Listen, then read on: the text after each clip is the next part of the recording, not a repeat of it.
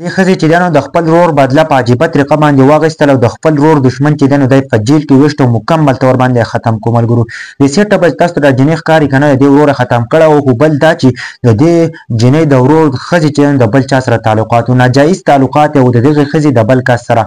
نو دغه ښځه ولګېده که نه او د دې جنۍ ورور چې دی نو دا په عجیبه طریقه باندې ختم کو. چې کله ختم کو کنه په بل کس باندې د بل کس سره چې نو یاري وه نو هغه ولګېد او د دې جنۍ ورور چې دی مکمل طور باندې ختم کو. کله چې دا ختم کو نو دا جنۍ ولګېدله که نه د خپل ورور بدله یې اخیستله، کوشش یې وکړو په مخالفینو باندې ډزې هم وکړلې. چې کله په هغه باندې ډزې وکړلې نو هغه خو بچ شولو. بیا چې دی نو دوی خپله خپه هم ویشتله. کله چې خپله خپه ویشته دی عدالت ته بوتله، ځکه چې دا بې ګناه وه. په عدالت کې چې دی نو دی 17 ورځې چې دی په جیل کې تېرې کړلې. دی جیل ته ویوړ او 17 ورځې چې دی نو دی په جیل کې تېرې کړلې. کله چې دا واپس چې دی نو دا رها شوله، واپس چې دی نو دا راله کور ته. د هغه نفس چې دی نو دی دا چې دی نو په دې کې شروع شولو. د دوی چې کومه دښمن نو هغه هم عدالت ته راغی. د دې د ورور چیشتلی و، د ورور قاتل چې دی نو هغه هم عدالت ته راغی او دا چې دی نو هم عدالت ته روان و. خو دوی دا سوچ وکړو که نه خپل د ورور دا بدله ضرور اخلم. د دې جنۍ چې دی نو تعلق د منصیرې سره دی او د دې نوم چې دی نو سمینه دی ملګرو، سمینه نوم یې دی.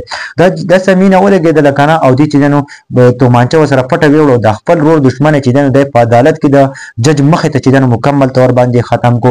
و دې انټرویو مخې ته راغلي د ملګرو دې سیټ ته به تاسو ته د تصویر ښکاري ده چې دی نو دا کپړې چې دی نو سلایي کوي، کپړې چې دی نو جوړوي او هغه چې دی نو خرڅوي. اوس هم دا کوشش کوي که نه د خپلې بچو له چې دی نو پیسې هم رالیږي د جیل نه. ښه په جیل کې ده ځکه چې د خپل ورور بدله یې اخیستې ده نو بیا چې دی نو جیل ته وړې ده او دا اوس په جیل کې ده. هغه چې دی نو بیا هم لګي او خپل مور پلار له چې دی نو پیسې رالیږي. مور پلار چې دی نو په دې ټایم کې په اسلام آباد کې دي او هغه چې دی نو اسلام آباد ته خپل مور پلار له هم پیسې رالیږي. وایي زه چې دی نو نوره نه یم خفه، خو زما بچي چې دی نو په خپل بچو پسې خفه یم ځکه چې بچي ترې پاتې شوي دي. دا خو په خپله جیل ته تللي ده. د خپل ورور بدله یې اخیستله چې زه به د خپل ورور بدله ضرور اخلم ځکه چې په جیل کې یو کس ایشتل دي نو دا ډېره غټه کارنامه یې کړې ده ملګرو. د دې پښتنې جنۍ چې دی نو د انټرویو راغلې ده، وایي زه نوره نه یم خفه، خو زما بچي زما بهر دی، زه په خپلو بچو پسې ډېره زیاته خفه یم.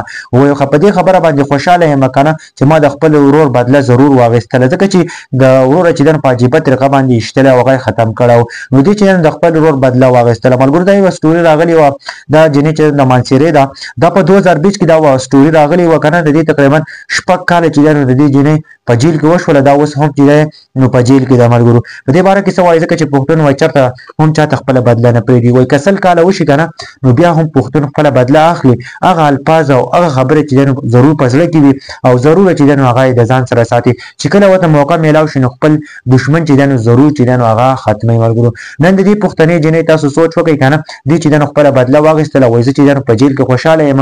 په جیل کې چې دی نو کپړې جوړوي او هغه چې دی نو خرڅوي. د هغه نفس چې دی نو هغه خپل بچو له چې دی نو پیسې رالیږي، خپل غریب مور پلار له چې دی نو هغه له هم پیسې رالیږي ملګرو.